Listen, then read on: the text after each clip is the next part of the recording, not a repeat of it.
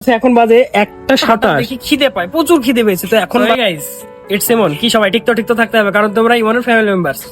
তো এত রাতে ভিডিও করার কারণ আমি শুয়েছিলাম আর শুয়ে ঘুম আসছিল না, কেন জানি না, হঠাৎ দেখি খিদে পায়, প্রচুর খিদে পেয়েছে। তো এখন বাজে, তোমরা দেখতে পাচ্ছ এখন বাজে 1:27।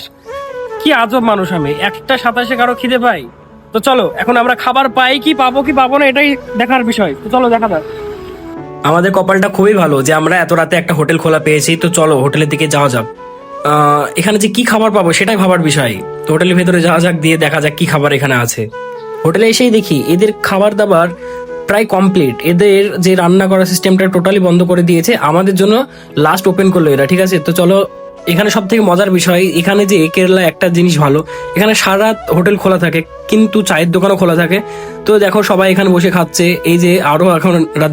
তো ফাইনালি আমাদের খাবার টাবার চলে এসছে। এই যে দাদা আমাদের খাবারটা সার্ভ করে দিল, খুবই সুন্দর এদের পরিবেশনটা, এদের সবকিছু ক্লিন এবং ফ্রেশ।